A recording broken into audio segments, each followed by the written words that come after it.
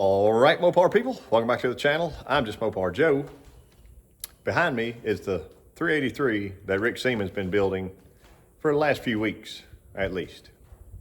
I did a video a while back on the guaranteed way to not have a flat tappet cam go flat. Basically, I just listed off the steps of everything I was taught and picked up over the years. A lot of experience from older people than I am that are more experienced, and I've never had an issue. With this deal, the cam and lifters that he chose for it was a cam that was made to make a thumping sound. So the issues marched on. Let me show you the engine. We've ran this for like 5 minutes so far. And before we ever ran this, he was concerned about number 4 intake, number 6 exhaust, not spinning. So I think he just rotated the engine over, watched the cam, watched the lifters, and they were all spinning. There's a line on every one of the push rods also, but he had marked the tops of the lifters themselves. You may can still see a little black mark right there. To watch, those two never spun. He tried swapping different lifters into the holes, checking the lifter size, the bore size, all that stuff's checked, 100%. Okay, if you don't believe me, go watch Rick Seaman's channel on YouTube and you'll see extremely how meticulous he is about stuff. Heads redone, that's not an issue. All the rockers are known and good, no excessive wear, anything like that. Why are those two not spinning? We don't actually know right now. But we watched it for those 3 or 4 minutes with this valve cover. We swapped to this valve cover after just the first initial break-in portion, because that other side's valve cover, you see it's ugly right now, was leaking so badly we had to stop. And we said, while we're stopping, we're gonna swap valve covers, let's just put this on double check. So 3 or 4 minutes go by. Here's the 2 lifters, okay? And there's their trails starting up.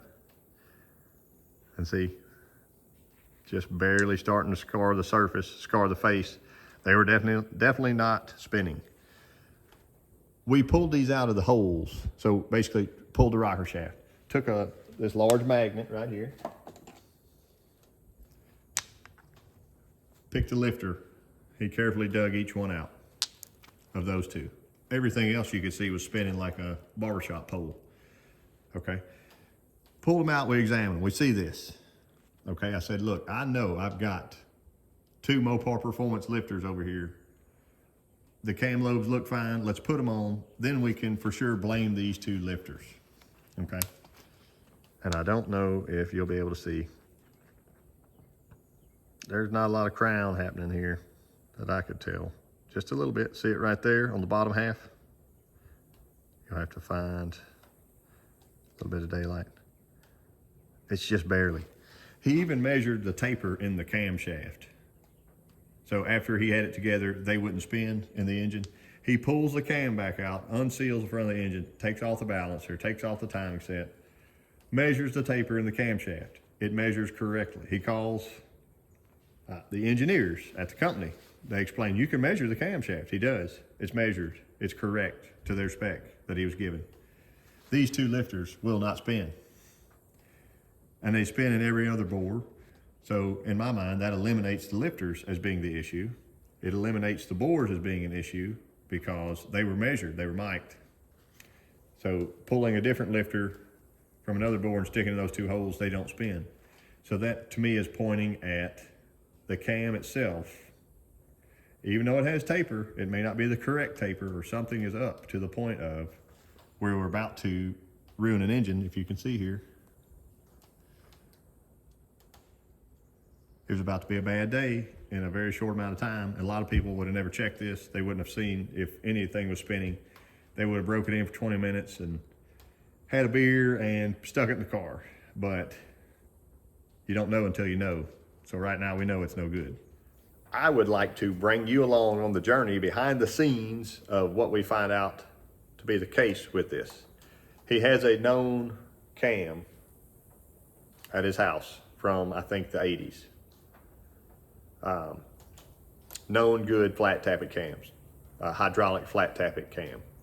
We got a known good set of Mopar Performance lifters. We're going to put them in, okay?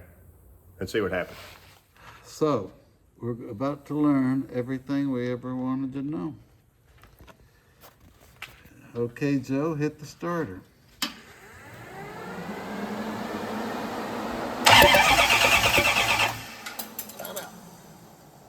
The fuel line is pumping. Let me stick that back in the jug.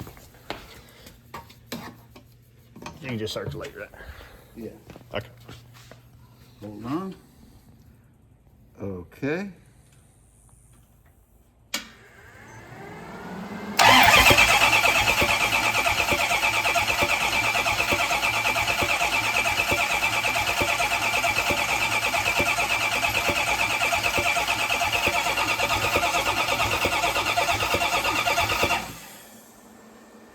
Turning backwards.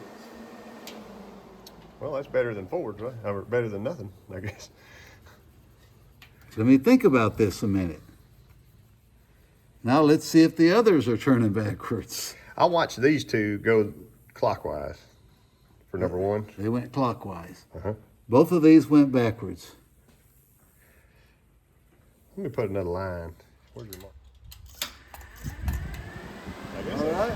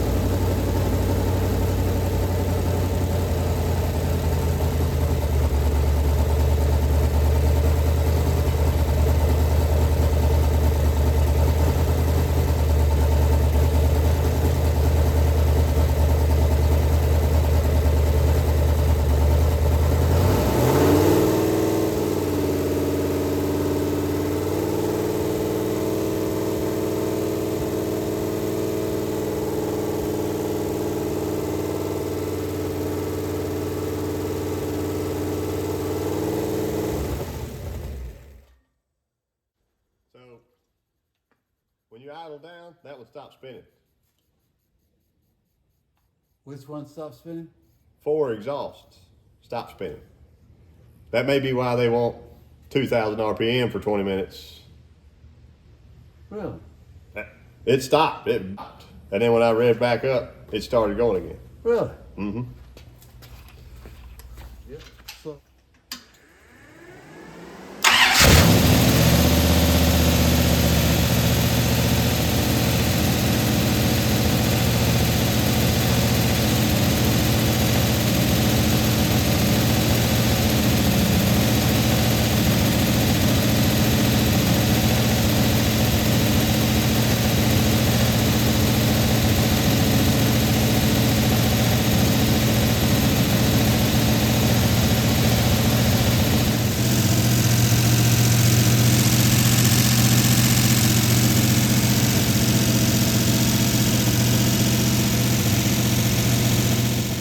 We are currently in process of putting a roller cam in the thing. And we went to do it the other day, and he turns out he needed some 60,000 shims to be able to get the springs to the correct height. And the shims he brought were the wrong diameter for that machine step right there. In order to swap the springs on the engine, you need a tool of some kind. Let me show you the crude way of doing it. So here's your performance tool. I don't know what you want to call it, valve spring compressor. It's actually made for like a small block Chevrolet style that has studs sticking up instead of shaft mount rockers. It will work if you're in a pinch. You take your bolt and stick through, and then you pull down. You're pulling. You got to pull pretty good if you got some spring pressure, like that. So, not really ideal. It does work, but there is a trick tool that I'm going to show you today, made in the USA, and I think it's awesome. So this is some next level stuff. The LSM valve spring compressor. SC320. That's the part number. So it says big block Mopar B1 head. It works on heads with a single rocker bar as well as other shaft systems for the B1. But it's not just for B1. It will work on your big block Mopar with the standard head, like most of us have out there. Everybody doesn't have B1 heads, but they make different versions of this. It is, the LSM means, let me zoom in here, Logan Smith Machine Company. So y'all look him up, check him out, give him a call, and tell him Just Mopar Joe sent you, and maybe he'll hook you up. I don't know. Never talked to him before. But we love his tool. Here it is bolted into place. And again, speed handle's nice. This thing rolls smoothly. It's got a bearing right here so that nothing ever binds up or any of that business. But you can adjust your depth, all that jazz. I'm just gonna center it right here and watch us roll. Let me turn that so you can see. That's it. I'll have to pressurize a cylinder.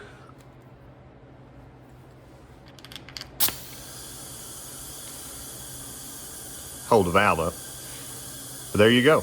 You can reach in with your little magnet or get your fingertips and pull your keepers out. Say you're done with valve number 1, exhaust, it just slides right over. Did you see how quick that was? You did one, you're doing the next one. So here it is with the actual spring pressure on it, which is, these are hydraulic flat tappet springs, but not bad at all. 2 fingers. It can compress that spring all the way down the coil bind if it wants to. Here's our 383 after the run stand, and I'll show you the run stand footage in a minute. We now have comp hydraulic roller lifters in this and a comp hydraulic roller cam with stock rocker arms. So I called Shane Polito. He is Professor P on YouTube, and he's a comp engineer. And I told him we wanted to run stock rockers, hydraulic roller cam. This is a budget-friendly, mostly stock 383, and he designed the profiles just for that. So the way I understand it, it doesn't take as violent of a ramp rate. You're not trying to, and we do a little less spring pressure, so it's not trying to punch holes through our stock style rocker arms, which could happen anytime in a high performance deal, but I've had good success doing that before with a solid flat tappet. With light enough spring pressure was key there, I think. So we're not sure why our lifters were not spinning on that passenger side. And after we swapped cams, we even tried another cam. I had a bone stock 400 cam that came out of a decent running 400 with all the lifters in order. And we put it in there and spun it over by hand, and those lifters still didn't spin. So it would be random, mostly those 2 holes, but other times, other holes would barely move, or it would move and go back. So out of desperation, Rick pulled the trigger, and we got this hydraulic roller set up in here now. So if you're having issues or you're concerned, I guess all you can do is go hydraulic roller, but there is a cam out there. It's in this engine. Well, there's probably several cams out there that will work with hydraulic rollers and stock rocker arms. So be sure you have the right person you're talking to buy and design a cam.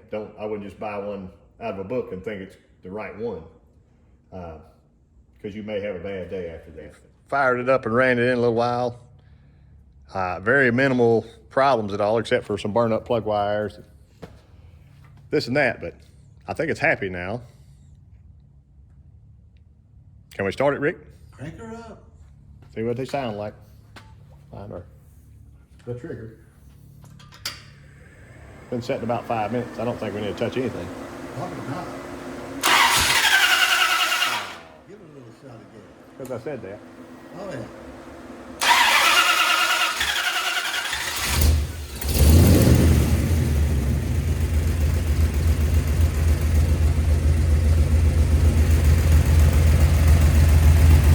Pretty impressed at how quiet these lifters are. Got no blow by.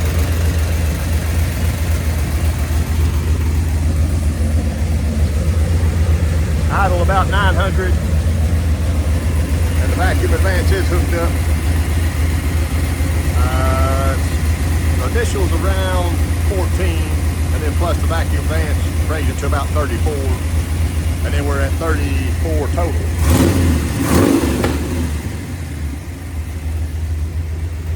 And I tell Rick we always have to pull the mufflers off just to see what it sounds like. Nice little street cam. There's a goofy valve cover leak. That's about it.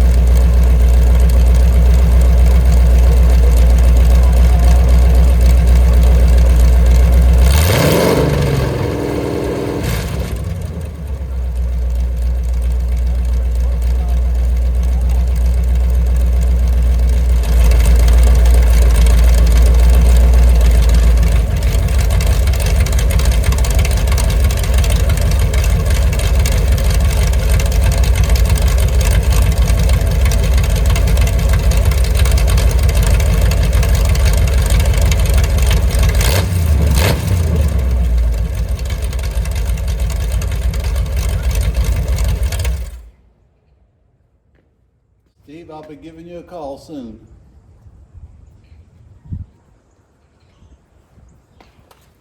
Wonderful. Thank God.